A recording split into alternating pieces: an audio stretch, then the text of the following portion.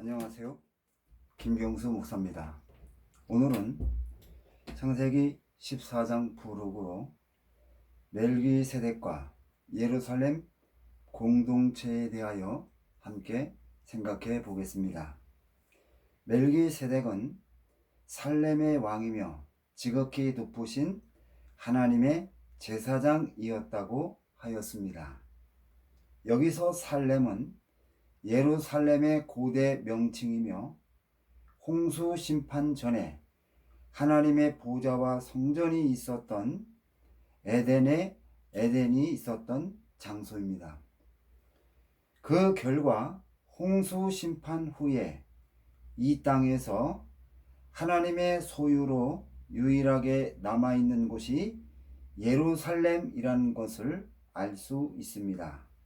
이런 환경에서 홍수 심판 후에 하나님이 노아를 통하여 가장 먼저 성취하려는 것은 노아의 자손이 번성하면 하나님의 유일한 땅 예루살렘에 노아의 자손을 보내 하나님을 경배하며 살아가면서 여호와 하나님이 모든 만물들을 창조하신 하나님이심을 만방에 알리는 것이었다고 판단할 수 있습니다.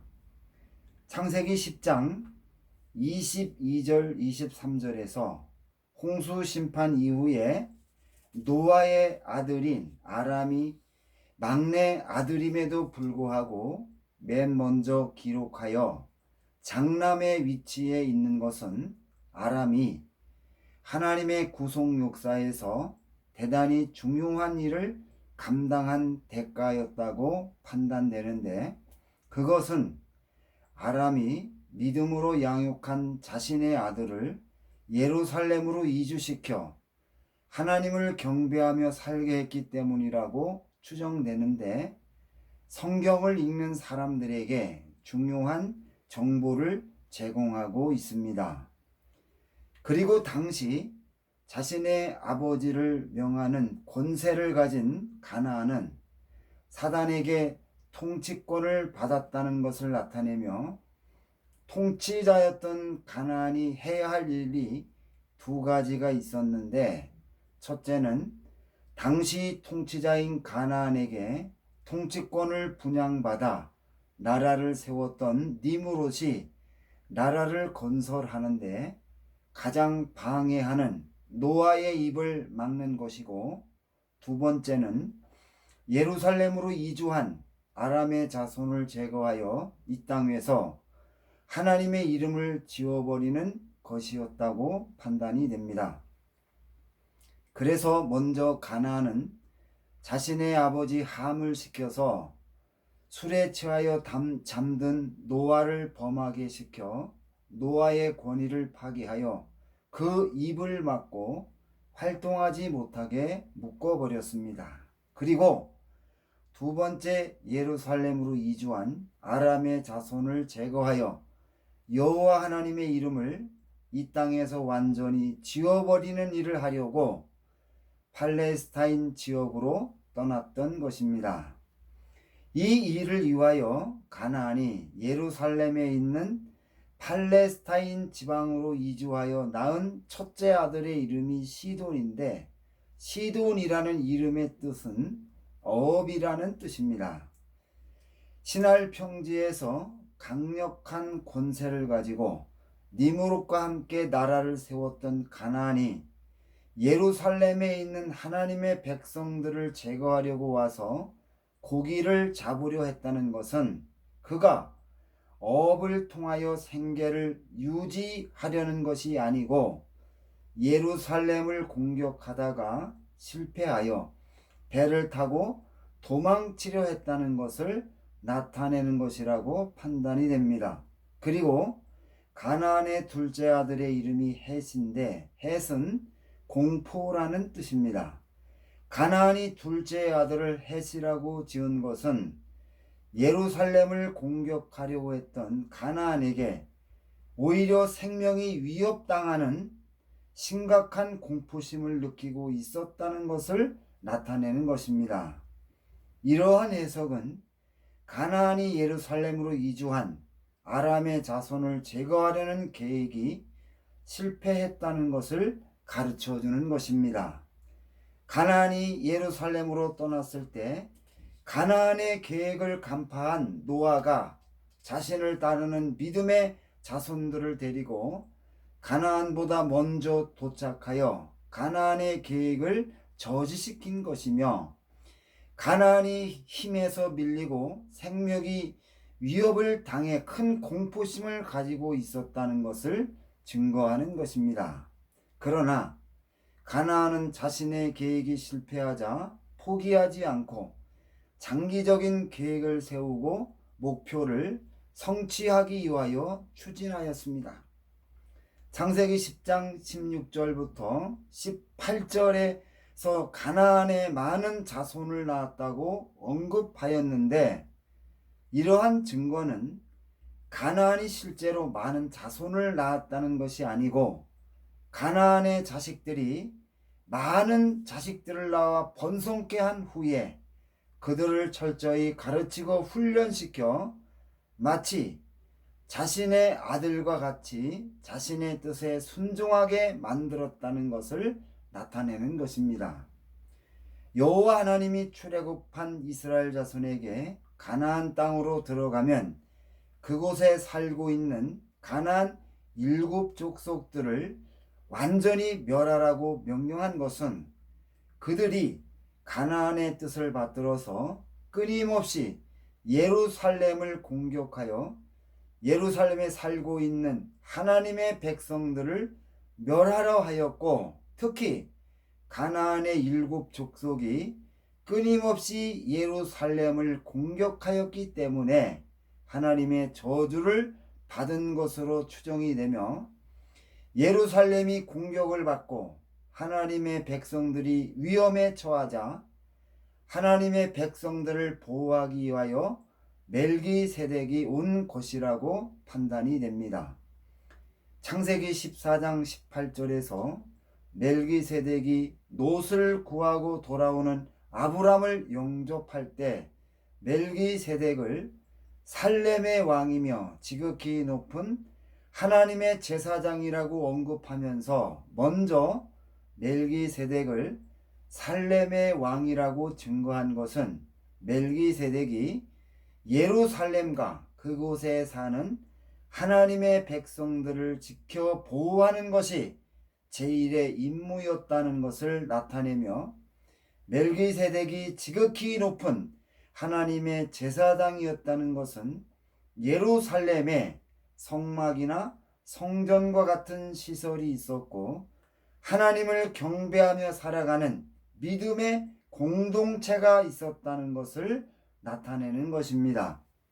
그리고 사도행전 7장 2절에서 아브라함이 메소포타미아에 있을 때 영광의 하나님이 그에게 보여 이르시되 내 고향과 친척을 떠나 내가 네게 보일 땅으로 가라고 하였는데, 창세기 11장 31절에서 아브라함의 부친 데라가 그의 가족을 데리고 갈대아 우르를 떠나 가나안 땅으로 가고자 하더니 하란에 이르러 거기 거하였더라고 언급하였는데, 데라가 가족들을 데리고 가나안 땅으로 떠났다는 것은 예루살렘으로 가기 위함이었다고 판단이 됩니다.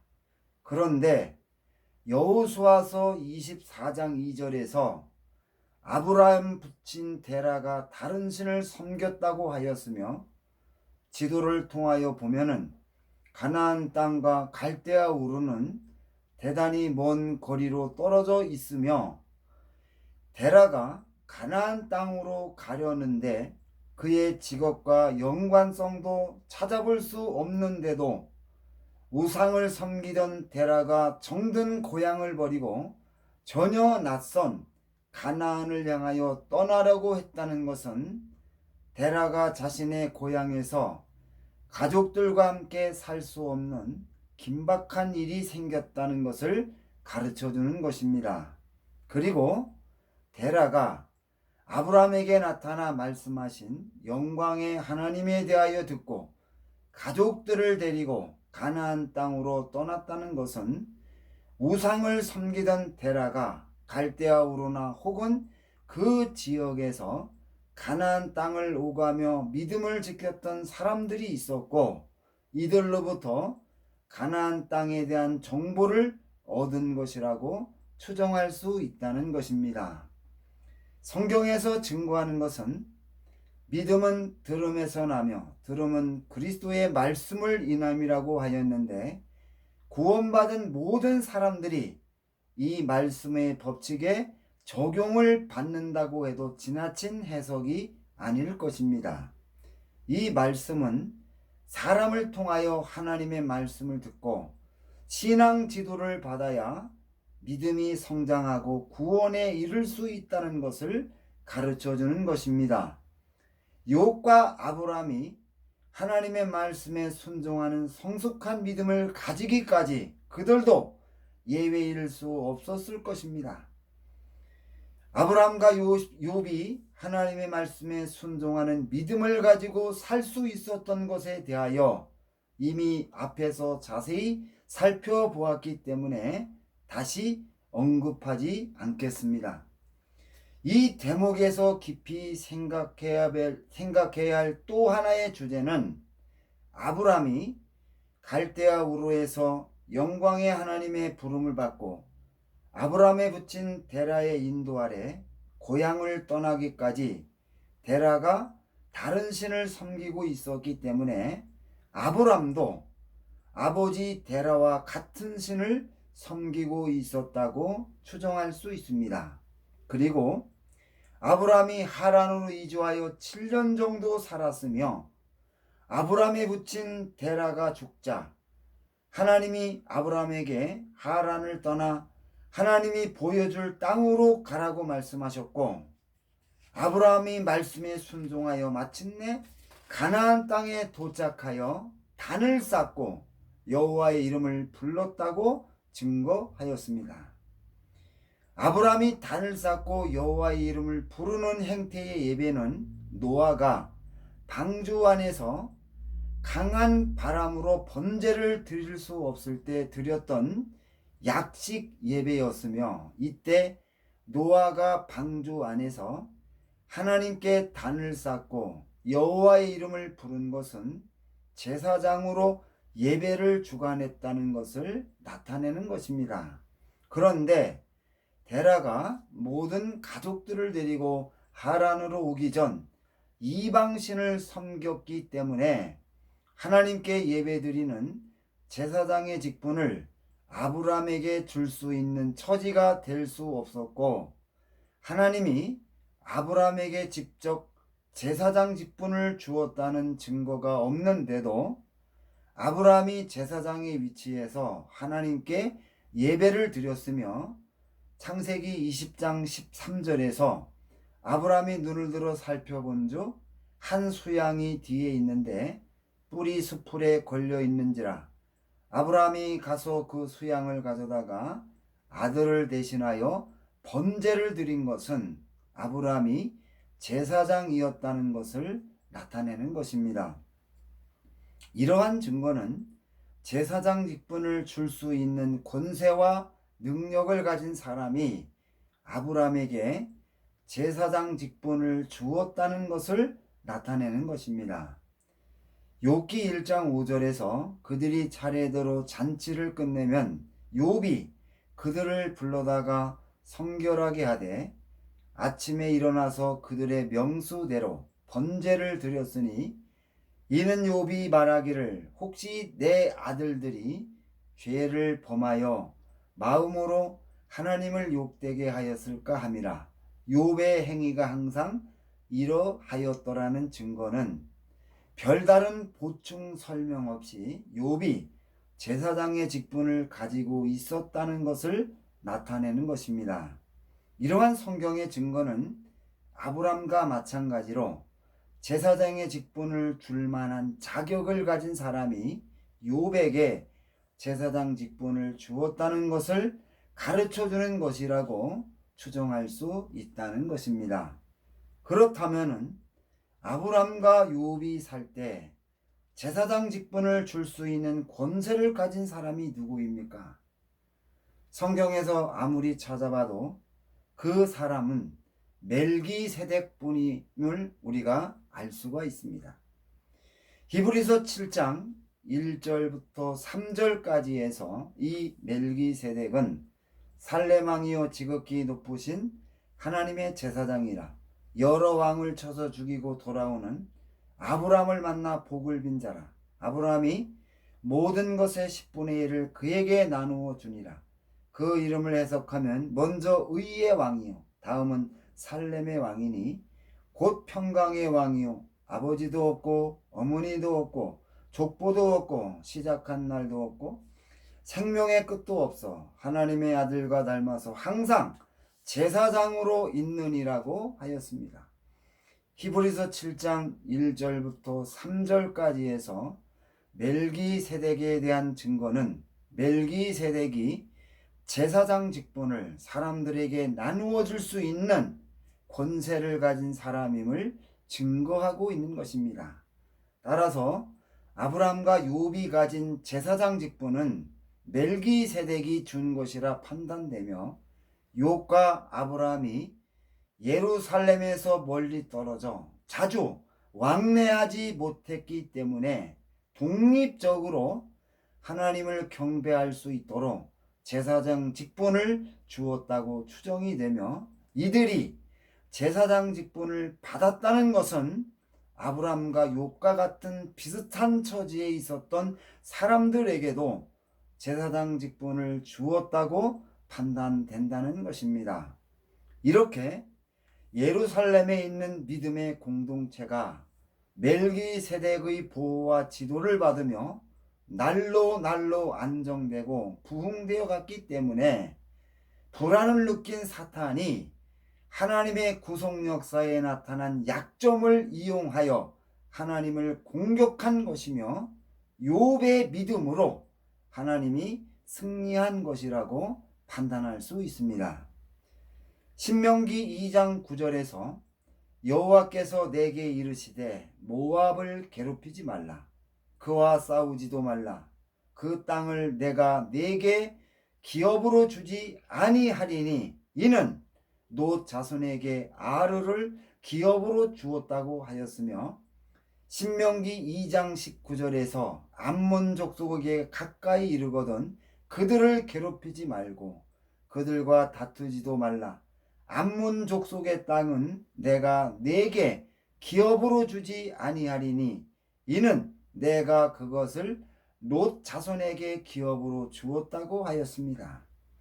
본절에서 모압과 암몬은 롯과 롯의 딸들 사이에서 태어난 아들들입니다.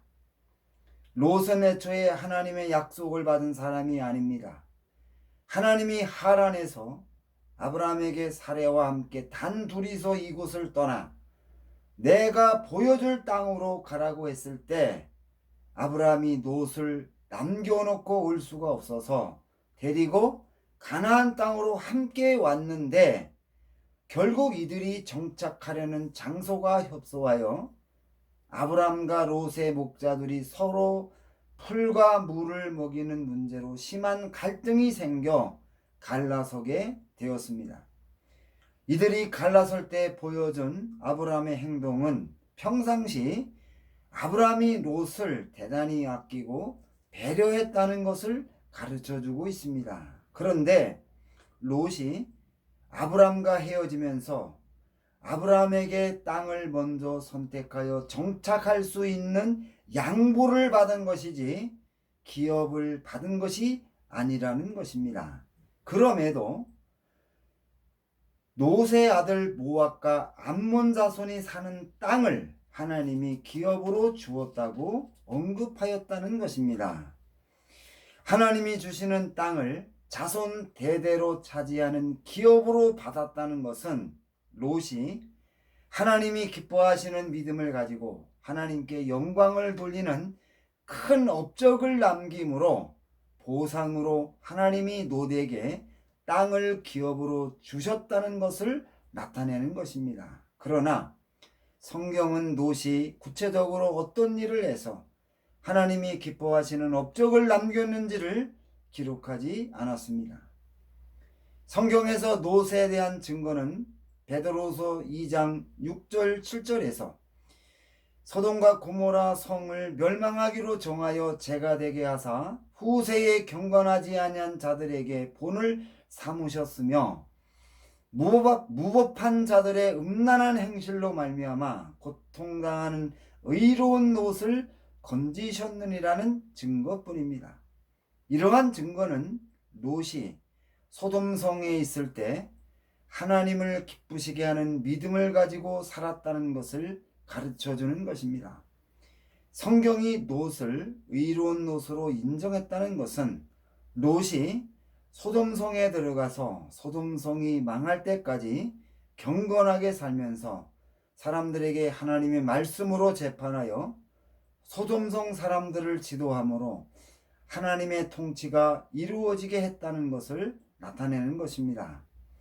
아브람과 롯이 헤어질 때 롯은 욕심에 이끌려 요단뜰을 선택하여 떠나 살다가 곧바로 소돔성 안으로 들어갔다고 추정되며 롯이 소돔성 안에서 산지 얼마 지나지 않아 기근의 여파로 가나안 남부 지방의 도시 국가들은 국제적인 분쟁에 휘말리게 되었는데 소돔성을 비롯한 가나안 남부 도시 국가들이 연합하여 그돌라오멜의 연합군과 전쟁을 벌였지만 기근의 여파로 전쟁에서 패하여 모든 군인들이 도망하였고 그돌라오멜의 연합군이 소돔성을 비롯한 가나안 남부 도시들에 들어가 재물을 약탈하고 사람들을 잡아서 포로로 끌어갈 때 소돔성에 살고 있는 롯도 함께 포로로 잡혀서 끌려가게 되었으며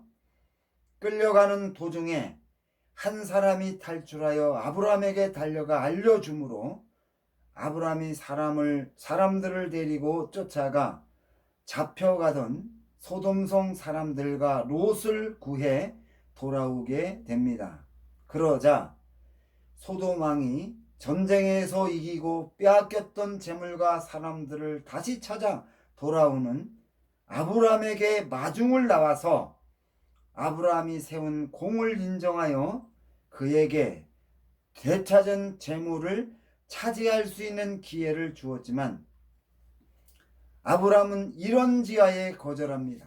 이때 롯이 아브람의 조카라는 것을 알고 소돔 왕이 롯에게 대신 보상해 주었는데 롯이 결혼할 수 있도록 여자를 구해주고 그가 소돔성에서 재판할 수 있는 권세를 준 것입니다. 천사가 소돔성을 방문했을 때 롯이 성문에 앉아 있었다는 말씀이 이러한 주장을 뒷받침해 주고 있습니다. 롯이 소돔성에서 자기에게 주어진 직책을 잘 감당하여 불법과 무질서가 난무하는 소돔성을 바로잡은 것입니다.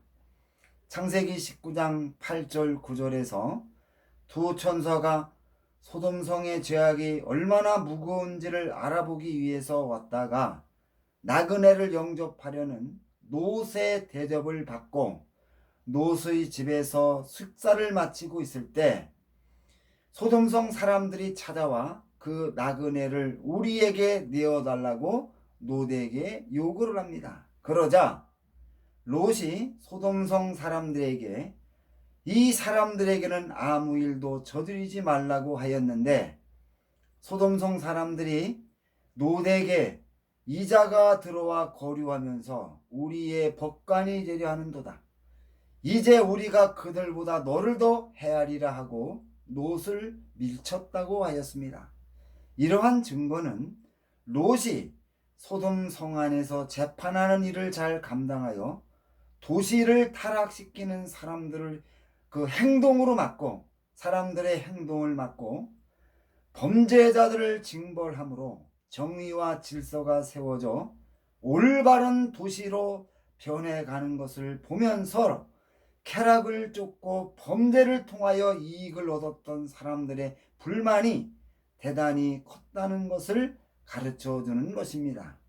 롯이 소돔성의 모든 죄악을 제거하면서 정의를 세웠다는 것은 그가 하나님의 법으로 죄인들을 다스렸다는 것을 가르쳐 주는 것입니다.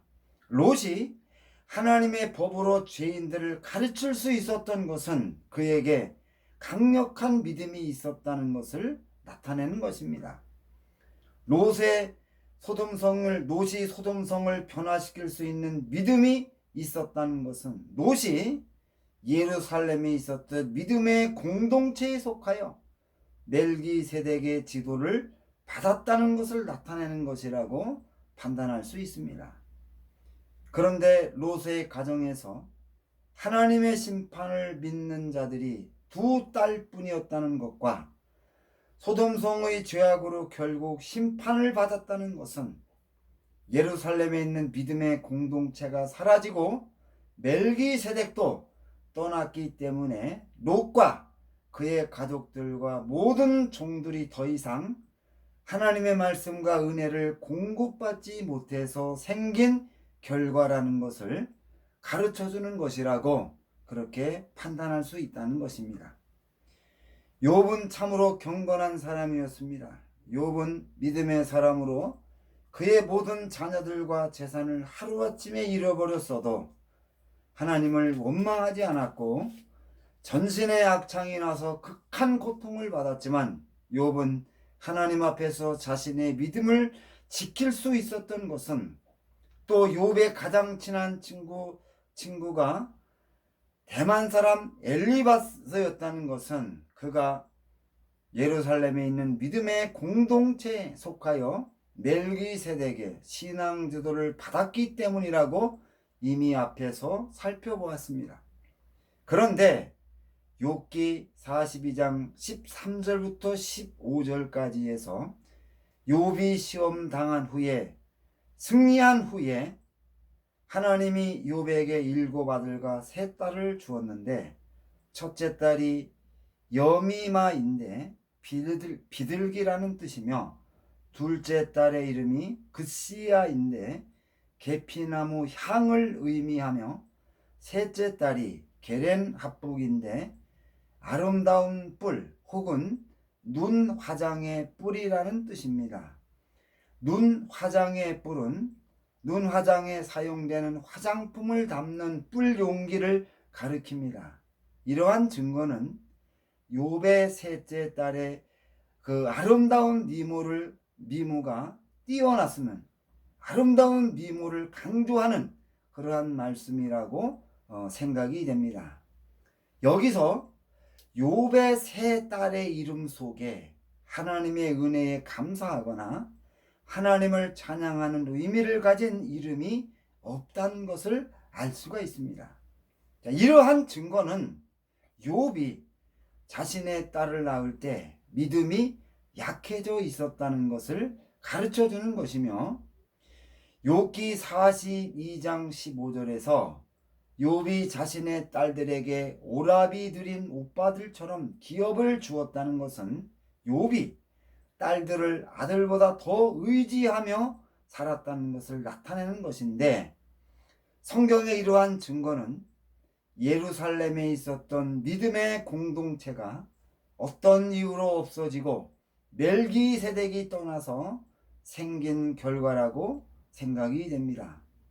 계속해서 하나님의 말씀과 하나님의 은혜를 공급받지 못한 그 결과를 설명하는 것이라고 판단이 됩니다. 이러한 증거는 욥이 제사장이며 하나님을 아는 지식이 많음에도 그가 예루살렘을 왕래하며 멜기세덱을 통하여 신앙 지도를 받지 못하여 생긴 결과임을 가르쳐 주는 것이라고 판단된다는 것입니다. 이렇게 해서 오늘 모든 강론을 마치겠습니다. 이 강론을 통하여 참으로 우리가 성경을 이해하는 깊이가 더하고 날마다 우리의 믿음이 반석 위에 세워져서 하나님의 큰 역사를 감당하고도 남을 승리하는 저와 여러분이 되시기를 주님의 이름으로 부탁을 드립니다. 감사합니다.